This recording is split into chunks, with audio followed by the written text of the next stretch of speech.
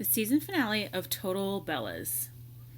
What can I tell you? I would love to have something to say about how this show resolved, except that it didn't. Because, as it turns out, we haven't really been watching a standalone series. The whole first season of Total Bellas has really just been a run-up to the next season of Total Divas.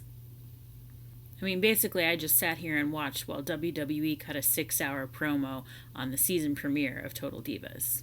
Not that I'm complaining, because that is, frankly, brilliant, and I wish I'd thought of it. Regardless, in no way should Total Bellas be thought of as a stand-alone piece of entertainment. I don't think you can watch it without watching Total Divas. You definitely can't enjoy it without... Well, a lot of it you can't enjoy at all. But that's a video for another time. In fact, it's a video I already made. Total Bellas is like one of those digital shorts that Marvel does in between the actual MCU movies. Like, you don't have to watch it, but if you're a super fan, you will watch it. You can still keep up just fine without seeing it, but if you do see it, there's going to be stuff in there like Easter eggs. Things like, I don't know, Lana speaking with an American accent, for example. Anyway, I would love to have some sort of update on how this season, the first season of Total Bellas, came to closure, but it didn't, because guess what starts next Wednesday? Oh, that's right, Total Divas. And guess where it's going to pick up? Right where Total Bellas left off, with WrestleMania. Now, being perfectly honest, I'm very happy about this, because Total Bellas has been real short on the WWE backstage action. In fact, basically none. Like, they went to the Performance Center once or twice, and that was it. While there might not be any real closure to this season of Total Bellas, the season finale does at least give us something interesting in the form of basically a bottle episode, where the whole family, not the whole family, back that up. Daniel Bryan's not there. See in last week regarding his mental health issues. So the whole family, sans Bryan, is staying together in a house in Boca for Mama Bella's wedding to John Laurinaitis, Johnny.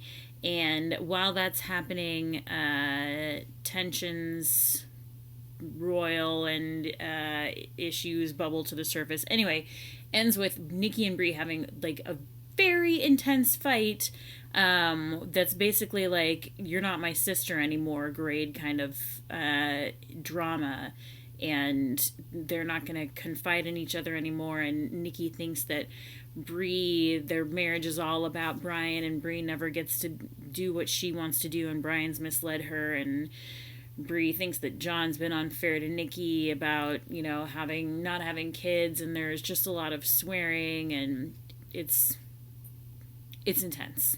But then they make up, and the wedding happens, and it's on a boat. Most critically, we spend some time with Nana Bella, Mama Bella's mother, who explains actually a lot about Nikki and Brie's significant others, because Nana Bella is more or less who John Cena would be if he were an old woman.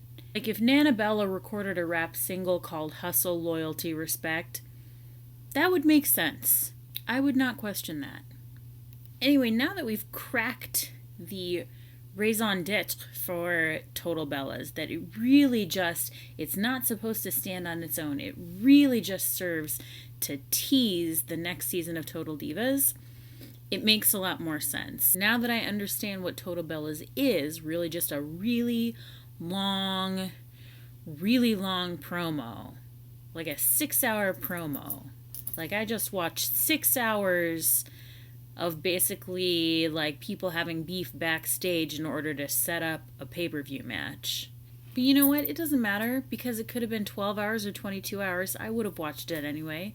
Let's be honest. For a full recap of the entire season, or mini season, or semi season, or extra long promo, whatever you want to call it, of Total Bellas, check out voicesofwrestling.com.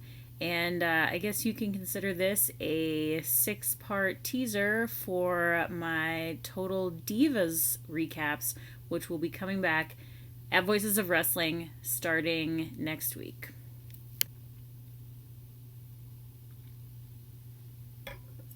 I'm really glad, by the way, that there was no Total Divas in like the 1980s and 90s. Like, I don't think I could stand knowing that there was an actual human side to Miss Elizabeth, you know? Fabulous Moolah, maybe. Yeah, I mean, who am I kidding? I'd watch a Fabulous Moolah reality show all day, every day. Probably be really boring. She'd probably like to knit or something at home. I take it back because it turned out that Mae Young and the Fabulous Moolah and Diamond Lil all lived in a house together when they were like in their 70s, and I would 1000% watch that reality show. Just huge missed opportunity.